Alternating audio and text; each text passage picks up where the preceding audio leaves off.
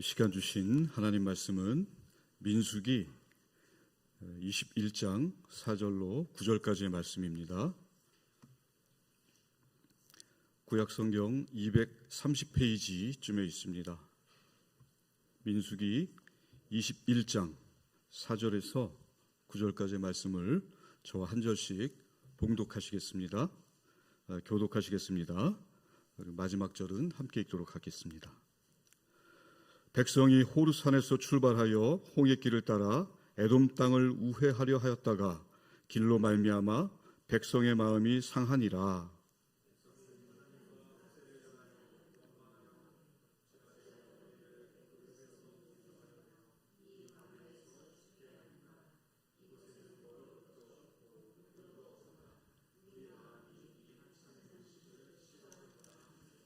여호와께서 불뱀들을 백성 중에 보내어 백성을 물게 하심으로 이스라엘 백성 중에 죽은 자가 많은지라.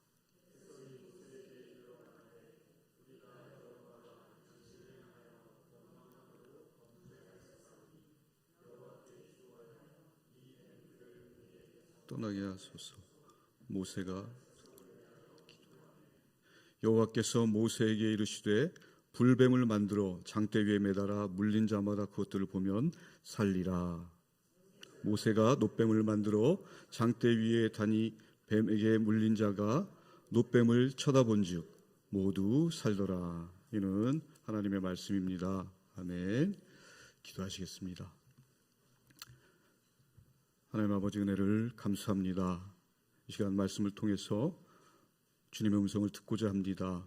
성령님 역사하여 주셔서 레마의 말씀으로 우리 성도님들을 만나 주시옵소서. 설교자 입술을 붙들어 주시고 주장하여 주셔서 복음만이 선포되게 하시옵소서. 감사합니다. 사랑합니다. 예수님의 이름으로 기도드립니다. 아멘. 복음 가운데에도 하나님의 말씀을 사랑하여서 이렇게 이 자리에 나오신 여러분을 진심으로 사랑하고 또 감사를 드립니다. 이 시간은 가스펠 프로젝트 3권 두 번째 시간입니다. 놋뱀이라는 제의 말씀으로 하나님 말씀으로 함께 은혜를 나누고자 합니다. 여러분은 아침에 눈을 뜨시면 무엇을 가장 먼저 확인하시나요? 신문을 주로 보던 시절에는 조간신문을 보며 하루를 시작했었는데요. 요즘은 그것이 스마트폰으로 대체됐습니다. 그래서 눈을 뜨면 먼저 카톡을 확인하고 하루를 시작하게 됩니다. 날씨나 또 이런저런 뉴스를 검색하기도 하죠. 그런데 의외로 많은 분들이 오늘의 운세를 보는 것 같습니다. 스마트폰을 열면 창에 어쩔 수 없이 배너가 뜨니까 나도 모르게 이렇게 터치하는 경우가 있습니다. 그래서 들어가 보면 오늘은 금전 운이 좋지 않으니 지출을 삼가시오. 동쪽으로 가면 귀인을 만날 수 있으니까 오늘은 동대문에 가서 쇼핑을 하십시오. 뭐 이런 웃지 못할 그런 멘트들이 나오면 속으로 이렇게 미소를 짓기도 하고, 나쁜 말이 이렇게 나오면 오늘도 몸조심해야 되겠다라고 나도 모르게 생각하게 됩니다. 물론 우리 성도님들 중에는 그런 분이 안 계시리라 믿습니다. 그렇습니다. 그리스도인으로서 우리는 행운을 믿지 않습니다. 대신 하나님의 섭리를 믿습니다. 그럼에도 불구하고 많은 우리 신자들조차 왜 오늘의 운세에 솔깃하게 되는 걸까요? 그 밑바탕에는 불안감이 있습니다. 또 위로받고 위안받고 싶은 마음이 자리 잡고 있기 때문입니다. 오늘의 삶이 너무 불확실하니까 어디선가 위안을 얻고 싶어서 본능적으로 무언가에 의지하게 되는 것입니다. 한치 앞을 알 수 없는 이 세상에서 무언가 징표 하나가 간절한 것입니다. 오늘 우리가 택한 이 본문 성경에서는 그 징표가 바로 놋뱀이라고 말씀합니다. 이 시간 그 놋뱀의 의미에 대해서 살펴보고자 합니다. 여러분 짐작하시겠지만 놋뱀은 우리 주님 예수 그리스도를 상징하는 것입니다. 예수님이 어떤 분이십니까? 죄가 없으심에도 불구하고 죄인이 되셔서 우리를 구원하신 분입니다. 따라서 오늘의 신학적 주제는 다음과 같습니다. 함께 읽으시면 좋겠습니다.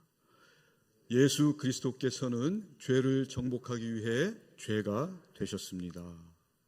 오늘 교재에서는요, 이 놋뱀의 의미를 세 가지로 말씀하고 계시더라고요. 자, 첫 번째, 놋뱀은 죄에 대한 징계를 가리킨다라고 되어 있습니다. 함께 읽으셨으면 좋겠습니다. 놋뱀은 죄에 대한 징계를 가리킵니다. 이 내용이 민수기 21장 오늘 본문 4절에서 9절에 나와 있거든요. 읽으셨기 때문에 이것은 눈으로 따라서 읽으시면 좋겠습니다. 제가 빠르게 봉독해 올리도록 하겠습니다. 백성이 호르산에서 출발하여 홍해길을 따라 에돔 땅을 우회하려 하였다가 길로 말미암아 백성의 마음이 상하니라. 백성이 하나님과 모세를 향하여 원망하되 어찌하여 우리를 애굽에서 인도해 내어 이 광야에서 죽게 하는가? 이곳에는 먹을 것도 없고 물도 없도다. 우리 마음이 이 하찮은 음식을 싫어하노라 하매 여호와께서 불뱀들을 백성 중에 보내어 백성을 물게 하심으로 이스라엘 백성 중에 죽은 자가 많은지라. 백성이 모세에게 이르러 말하되 우리가 여호와와 당신을 향하여 원망함으로 범죄하였사오니 여호와께 기도하여 이 뱀들을 우리에게서 떠나게 하소서. 모세가 백성을 위하여 기도하매 여호와께서 모세에게 이르시되 불뱀을 만들어 장대 위에 매달아라. 물린 자마다 그것을 보면 살리라. 모세가 놋뱀을 만들어 장대 위에 다니 뱀에게 물린 자가 놋뱀을 쳐다본즉 모두 살더라.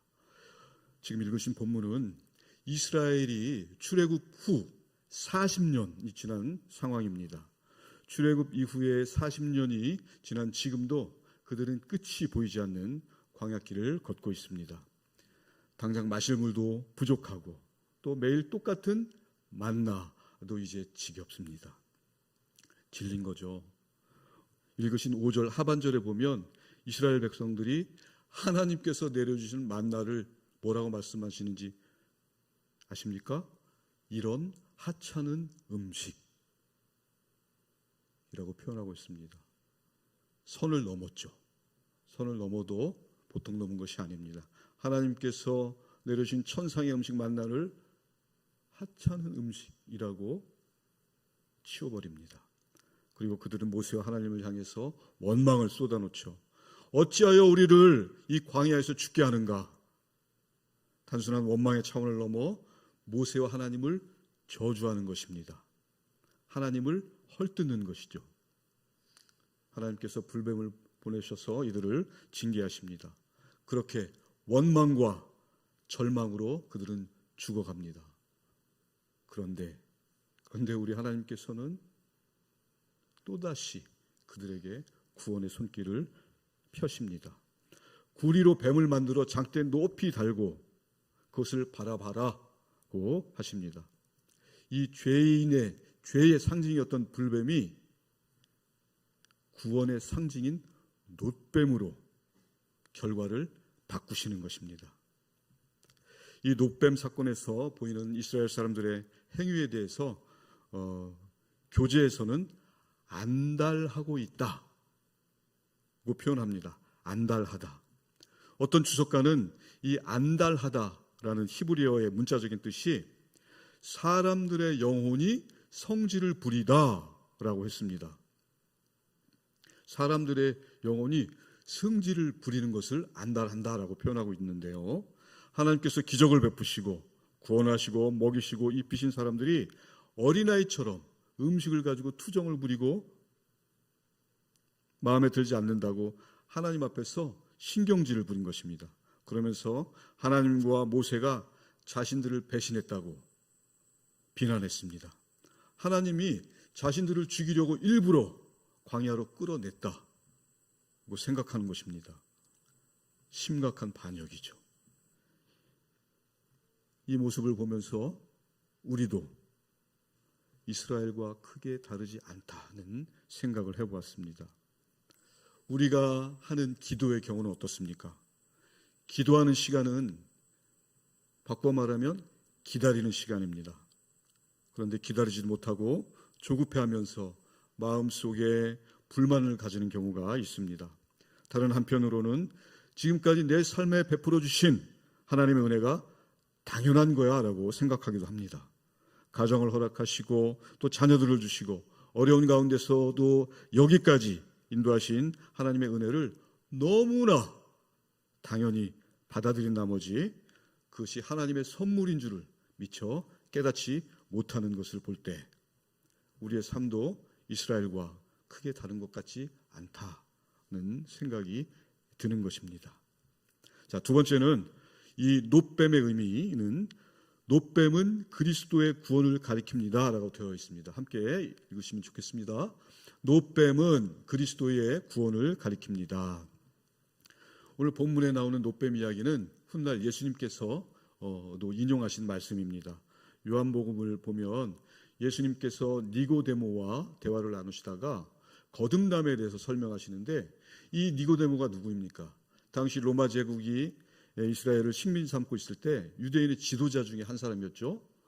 공회원이었고. 그런데 이렇게 출중한 니고데모가 거듭남에 대해서 이해를 하지 못하고 있습니다. 그래서 예수님께서 오늘 읽으신 본문 민수기 21장을 인용을 하시면서 니고데모에게 거듭남에 대해서 설명해 주는 장면을 볼 수가 있습니다. 그러시면서 인자가 놋뱀같이 들려야 한다고 말씀하십니다. 그리고 그 이유를 설명하시는데요. 그 이유가 요한복음 3장 14절과 15절 이하에 나와 있습니다. 함께 읽으셨으면 좋겠습니다. 모세가 광야에서 뱀을 든 것 같이 인자도 들려야 하리니 이는 그를 믿는 자마다 영생을 얻게 하려 하심이니라. 아멘. 자, 단 두 구절인데요. 이 두 구절에서 우리가 중요한 교훈을 발견할 수 있습니다. 첫 번째는 구약의 이야기는 결국 모든 것이 예수님을 예표하고 있다는 것을 다시 한번 확인할 수 있는 것이죠. 놋뱀은 즉 예수님을 예표하는 사건이었다. 그리고 두 번째 교훈은 들리다라는 단어를 보셔야 됩니다. 여기서 들리다로 번역된 헬라어는 휩소오라고 합니다. 이 휩소오라는 의미는 단순히 지나가는 사람이 볼 수 있도록 이렇게 들리는 게 아니고 칭송하다 또는 숭배하다는 의미가 숨어 있습니다. 그렇기 때문에 보는 사람이 그냥 이렇게 멀끔히 보는 게 아니라 그것을 바라볼 때 내 마음과 정성을 다해서 간절한 마음으로 바라봐야 된다라는 의미가 들어가 있는 것입니다. 그렇습니다. 우리 예수님께서 십자가에 매달려 계신 동안 그 동안에 우리 죄를 사하시고 하나님의 예언을 성취하셨습니다. 그렇기 때문에 하나님께서 열방 가운데 눕혀주시고 또 그 예수님을 간절한 마음으로 바라보는 사람, 믿는 사람들에게는 누구나 새 생명을 주시게 되는 것입니다. 여러분께서는 십자가에 달리신 예수님을 이렇게 볼 때 수치스러운 생각이 드십니까? 아니면 영광스러운 그런 생각이 드십니까? 사실 십자가에 달린 예수님을 이렇게 바라볼 때 그것은 수치스러울 수 있는 게 사실입니다. 왜냐하면 그 십자가의 의미를 모르는 세상 사람들은 그것을 수치로밖에 여길 수 없습니다. 그러나 십자가의 도를 아는 저와 여러분은 어떻습니까? 그 십자가에 달리신 예수님은 하나님의 영광인 것입니다. 고린도전서 1장 18절은 이렇게 말씀합니다. 함께 읽으셨으면 좋겠습니다. 고린도전서 1장 18절에는요. 십자가의 도가 멸망하는 자들에게는 미련한 것이요 구원을 받는 우리에게는 하나님의 능력이라. 아멘. 그렇죠? 모르는 사람들에게는 그게 수치가 되지만 십자가의 사랑, 은혜, 그 감격을 아는 저와 여러분들에게는 하나님의 지혜요 하나님의 무한하신 영광이 되는 것입니다. 그렇기 때문에 믿지 않는 사람들을 무지에서 건져내고 십자가에 달리신 예수님을 바라볼 수 있도록 여러분들이 그렇게 열심히 전도하고 계시는 거 아니겠습니까? 그런데 불행하게도 인간들은 이런 구세주이신 예수님을 바라보기보다 우상을 바라보는 습성이 있습니다.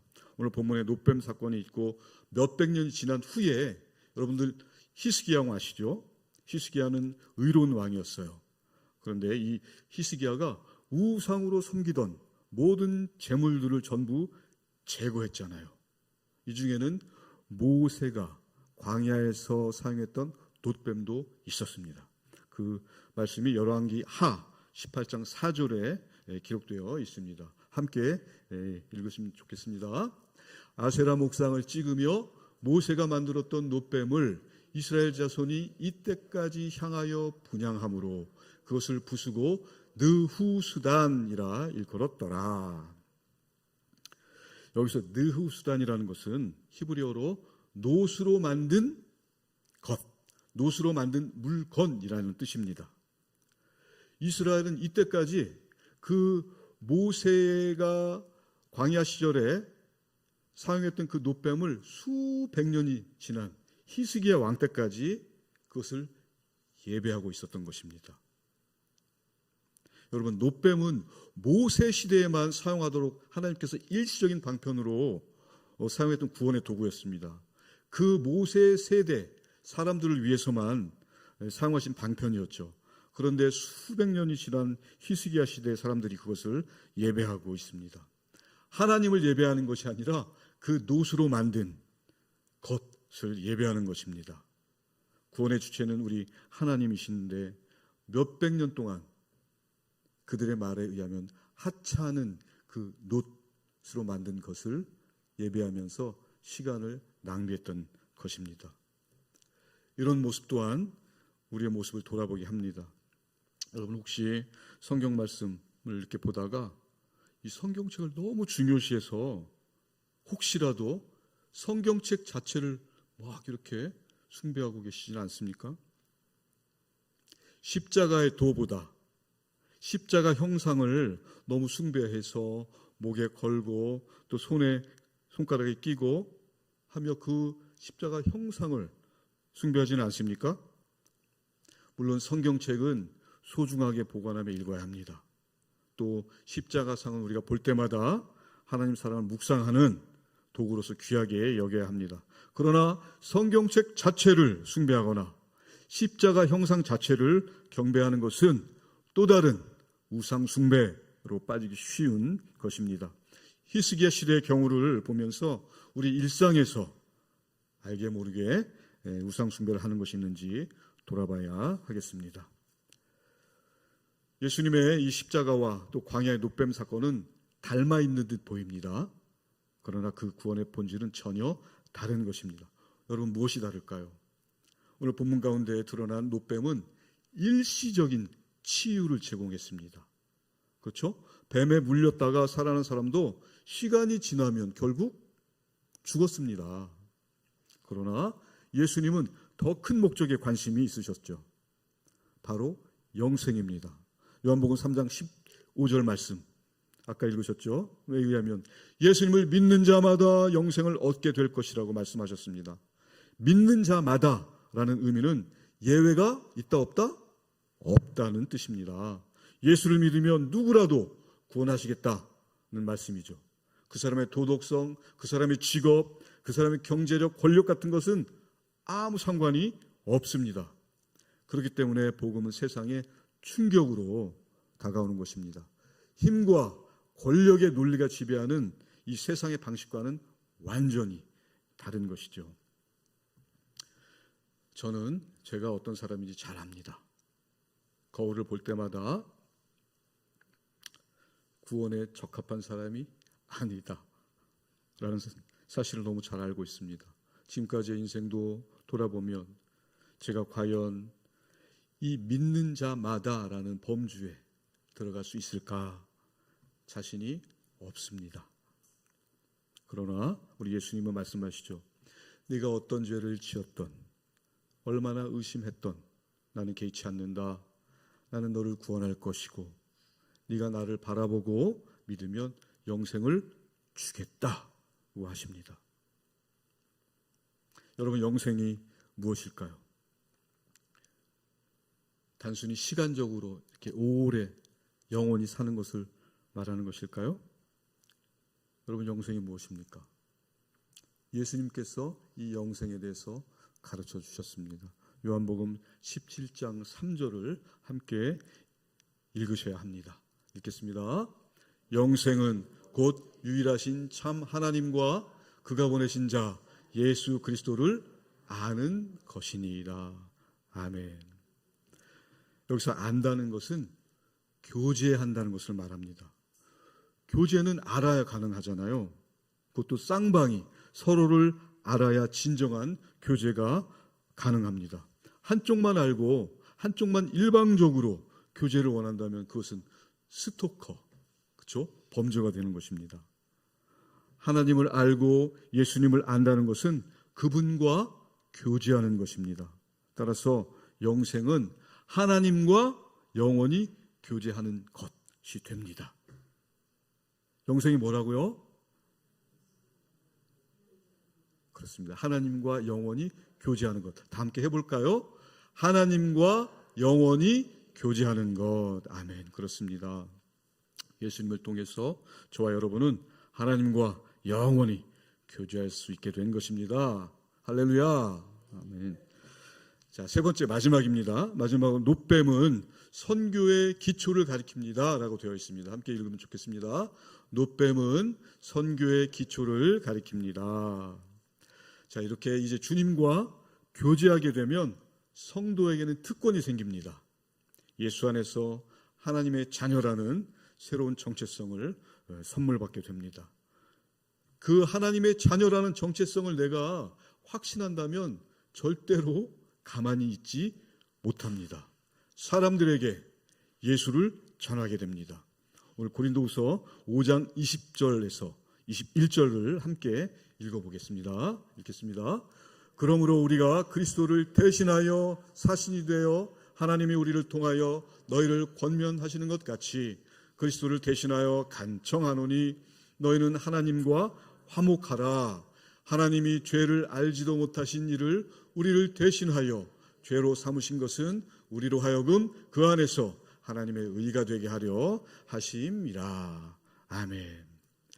여기 보시면 그리스도를 대신하여 사신이 된다라고 말씀합니다. 여러분, 사신이 무엇입니까? 오늘날로 말하면 대사를 말하는 것입니다. 왕이나 대통령을 대변하는 사람입니다. 대사는 자기 권세가 아닌 자기가 속한 나라의 권능에 힘입어서 행동합니다. 여러분이 바로 예수님의 대사요, 하나님 나라의 권능을 입고 행하는 사람들입니다. 그렇기 때문에 하나님 나라의 뜻을 전하며 또 하나님의 대변자로 행동해야 합니다. 이것이 바로 세상이 결코 알지 못하는 여러분이 가진 특권, 또 여러분만이 가진 하나님의 최고의 축복의 선물인 것입니다. 이방인들이 구하는 창피한 복 구하지 마십시오. 이미 여러분은 하나님께 주신 최고의 복을 받은 분이라는 것을 믿으시기 바랍니다. 하나님의 축복을 받은 그 명예를 꼭 기억하시면 좋겠습니다. 그리하여서 예수님의 대사로서 저와 여러분이 해야 할 일은 하나님 나라에 들어오지 못하는 사람들을 설득하는 것입니다. 여러분, 기독교는 설득의 종교입니다. 강요하지 않습니다. 압제하지 않습니다. 설득합니다. 설명합니다. 길 잃은 사람들에게 소망을 가질 수 있도록 나의 진실된 삶으로 설득하고 또 복음을 설명하며 전하는 저와 여러분이 되시면 좋겠습니다. 사랑하는 여러분, 이제 말씀을 정리하겠습니다. 가진 것이라고는 죄밖에 없는 우리를 위해서 예수님은 우리의 죄를 담당하셨습니다. 그리고 십자가 은혜로 하나님의 영광에 찬송이 되는 지위를 주셨습니다. 예수님의 이 십자가 희생은 단순한 감상적인 감동을 넘어 진실한 사랑을 보여줍니다.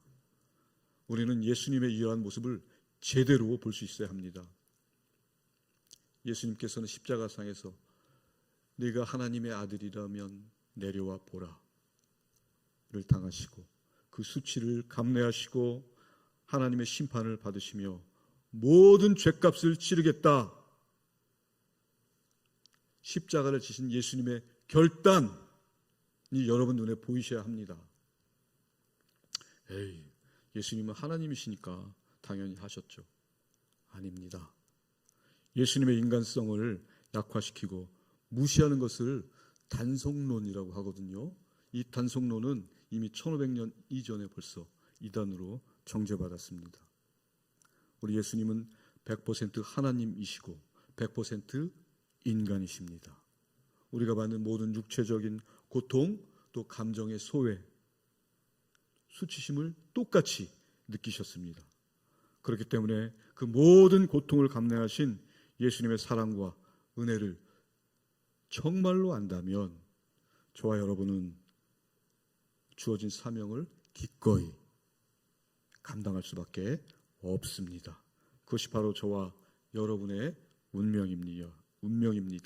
그리고 또한 모든 참된 그리스도인들의 운명인 것입니다. 사랑하는 여러분, 지금 이 시간에도 구원을 필요로 하는 사람들이 사방에 넘칩니다. 주님의 대사로서 저와 여러분은 그들을 향하여 나의 삶의 모습으로 하나님 살아계심을 보여야 하겠습니다. 아무쪼록 기회가 될 때마다 나의 진실된 삶으로 십자가 복음을 증거하는 저와 여러분 모두가 되셨으면 좋겠습니다. 아멘. 기도하시겠습니다. 하나님 아버지, 은혜를 감사합니다.